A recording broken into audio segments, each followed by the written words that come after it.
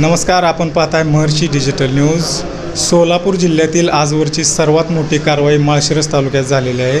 गोवा बनावटीची जवळपास 1 कोटीच्या रकमेच्या अधिकची दारू एक्साइज डिपार्टमेंटने जप्त केली। आपल्यासोबत सोलापूरच्या अधीक्षक भाग्यश्री जाधव मॅडम आहेत। मॅडम, कारवाई सोलापूर जिल्ह्यातली सर्वात मोठी आहे, प्रथम अभिनंदन। कशा प्रकारे कारवाई झाली? की अवैध मद्य विक्री ही चालू असते किंवा मद्य वाहतूक होत असते, त्या अनुषंगाने आमच्या टीमला खात्रीशीर बातमी होती आणि त्या हिशोबाने त्यांनी नाकेबंदी केली होती। सांगोला इंदापूर रस्त्यावर महुली येथील गावात हा ट्रक पकडण्यात आला आणि तुम्ही ट्रकची जर रचना पाहिली असेल तर तिथे एक छुपं कंपार्टमेंट बनवलं होतं, म्हणजे प्रथम दर्शनी ह्या ट्रकमधनं वाहतूक होऊ शकते हाही अंदाज करणं अवघड आहे। बट गोवा मेड विस्कीच्या एकूण 8,400 बॉटल्स सापडल्या आहे, ज्याची मुद्देमालाची किंमत 93 लाख आहे व एकूण केसची किंमत ही 1,25,00,000च्या घरात आहे, जी आत्तापर्यंत सोलापूर एक्साईजमधली सर्वात मोठी कारवाई आहे। ते कंपार्टमेंट नंतर ओपन करण्यात आलं, त्याच्यामध्ये हा मुद्देमाल आढळून आला आहे। या कारवाईमध्ये कोणत्या अधिकाऱ्यांचा समावेश होता, ही टीप कशी लागली आणि एकंदरीत कारवाई कशा प्रकारे? त्याच्याविषयी तुम्ही भवड साहेबांना विचारलं किंवा भोसले साहेबांना विचारलं, दुय्यम निरीक्षक, पण तरी कायम आपले हे असतात, बातमीदार असतात। बातमीदारांच्या जाळ्याशिवाय त्या बातमीदारांकडनं आणि आपल्या लोकांकडनंही ह्या बातम्या मिळतात आणि खात्रीशीर बातमी असल्यामुळेच ते नाकेबंदी त्या हिशोबाने केलेली होती। याच्यात माळशिरस टीम, भरारी पथक 2 आणि आमचा नॉन एक्झिक्युटिव्हचा जो म्हणजे कारखान्यावर स्टाफ असतो तो कमी पडला का आपण घेत असतो, तर सर्वांचं याच्यात विशेष योगदान आणि बातमी दुय्यम निरीक्षक सौरभ भोसले माळशिरस टीमचे त्यांची होती, त्यांचं विशेष योगदान आहे माळशिरस टीमचं याच्यात। ते 3 दिवसापासून ह्या बातमीच्या तपासावर होते। ते 3 दिवसापूर्वी माझ्याजवळ आले होते हेडक्वार्टरला, तेव्हाही त्यांनी मला मीटिंगमध्ये सांगितलं होतं की मॅडम, जर खात्री झाली किंवा तो ट्रक पास झालं तर आम्ही मीटिंग म्हणजे स्किप करून त्या बातमीला प्रायोरिटी देऊ। म्हणजे ते 2-3 दिवस कंटिन्यूस वाट पाहत होते, त्याच्यानंतर त्याला फळ लागलं आहे किंवा यश आलं आहे असं आपण म्हणू शकतो। धुळ्याला गाडी चालली होती, ह्या गाडीचा रूट नेमका कसा होता, कुठून निघाली, कोणत्या मार्गी जाणार होती? हां, की आता जनरली ह्या गोव्यामधून कोल्हापूर मार्गे येतात, कोल्हापूर, सांगली, मग सोलापूर मार्गे पुढे पुणे मार्गे तर धुळ्यापर्यंत जातात।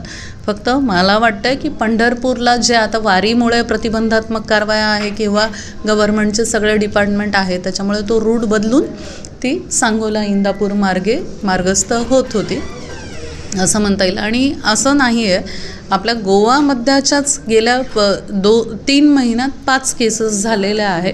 हिचा स्केल सर्वात मोठा होता, म्हणजे आत्ता गेल्या 5 दिवसापूर्वी 8 तारखेला 8 जुलैलाही शहर भागात B3ला दुय्यम निरीक्षक शिंदे साहेबांनी हत्तूर, दक्षिण सोलापूर येथेही बनावट रिफिलिंगचं युनिट एक पकडलेलं होतं।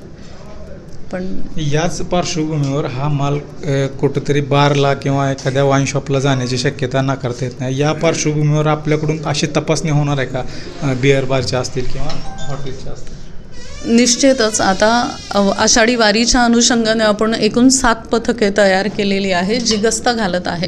आणि गेल्या 2.5-3 महिन्यात म्हणजे पुणे येथील दुर्दैवी जी विषारी दारू दुर्घटना झाली, त्याच्यानंतर आपल्याकडून ऑपरेशन समन्वय राबविण्यात आले, ज्याच्यात सोलापूरमधल्या सर्व विभागांचा एकत्र सहभाग होता कार्तिकेयन साहेबांच्या गायडन्सनुसार मान्यचे। तर तेथून पुढे कारवायांमध्ये निश्चित वाढ झालेली आहे।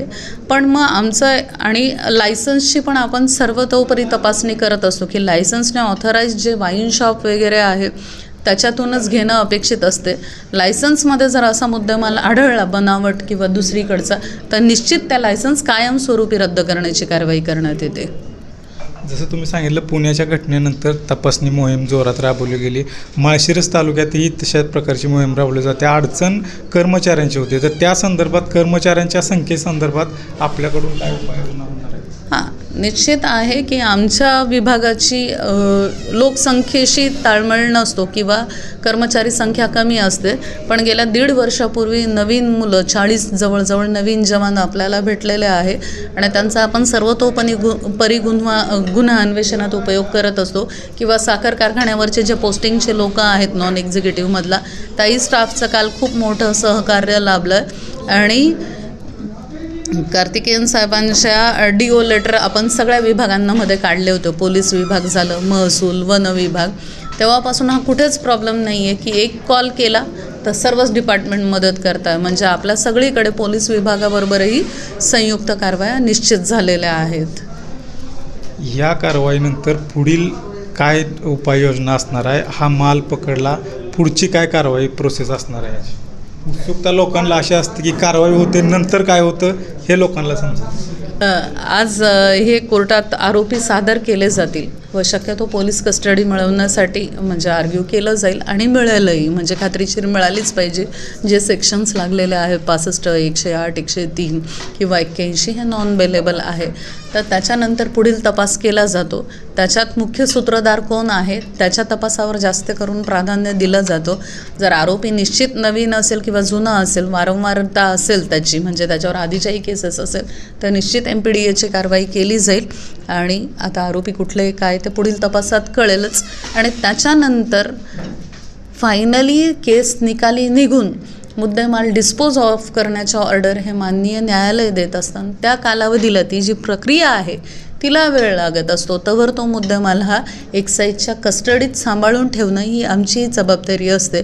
त्याच्यामुळे असं तडकाफडकी की आज केस झाली आहे 7 दिवसात तुम्हाला काहीतरी दिसेल, त्या सर्व प्रक्रिया न्यायिक प्रक्रियांमध्ये जो कालावधी जातो त्याच्यात पण मोस्ट ऑफ द केसेसमध्ये असा मुद्देमाल हा जप्त केला जातो, नंतर नष्टच केला जातो.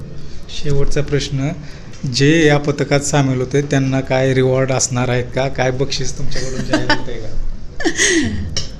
शासनाच्या नियमानुसार जी काही आम्हाला म्हणजे प्रत्येक याच्या 5 ते 60% रक्कम दिली जाते की जे मद्य चुकवलं गेलं की ह्याही टीमला आता ती वर्षातनं एकदा मीटिंग बसते डिव्हिजन लेवलला. विभागीय उपायुक्त सागर धोमकर साहेब यांनी यांचं विशेष अभिनंदन केलेलं आहे. आणि जेव्हा वार्षिक आढावा घेतला जातो तेव्हा निश्चितच याला माझ्या मते ह्या केसला 2.5 ते 3 लाखाचं बक्षीस निश्चित विभागाकडनं मिळेल, खात्रीलायक. थँक्यू मॅडम, मनपूर्वक अभिनंदन. अमित गदादेसह सागर खरात, महर्षी डिजिटल न्यूज, अकलूज.